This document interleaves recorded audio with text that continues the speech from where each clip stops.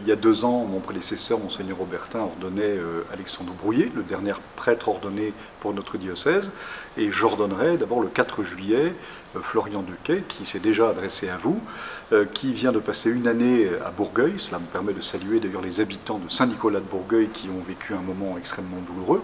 Et donc il sera ordonné prêtre à partir de 15h30 à la cathédrale.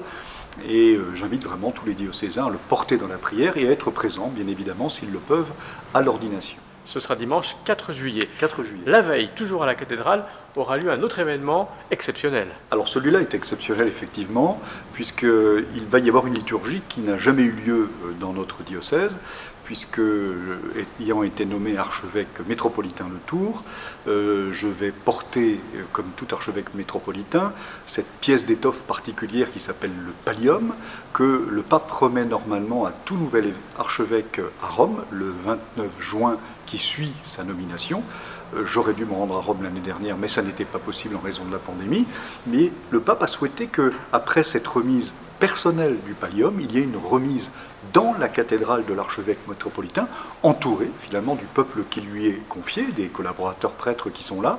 Et donc c'est cette liturgie que nous n'avons jamais vue dans notre cathédrale de Tours, qui aura lieu le 3 juillet. Alors tout cela commencera par d'abord un rendez-vous donné aux jeunes dans l'après-midi, dès 13h30, 14h au Carmel. Un programme est prévu pour vous, les jeunes, pour que vous puissiez vous retrouver, prier ensemble, réfléchir ensemble, vous réjouir ensemble, après des longs mois difficiles.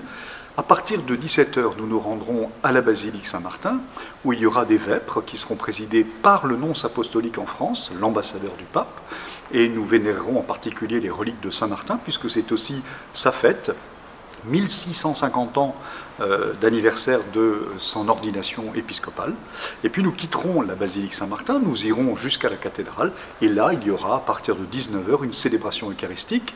Nous retrouverons tous les évêques de la province, sauf l'évêque d'Orléans qui a pris 3 mois de retrait, mais il y aura l'archevêque de Bourges, il y aura l'évêque de Blois, l'évêque de Chartres, ils seront là avec moi, et le délégué du pape, donc le nonce apostolique, me remettra officiellement le pallium pour reprendre cette charge pleinement d'archevêque métropolitain de Tours, un événement un peu exceptionnel et auquel je vous confie aussi.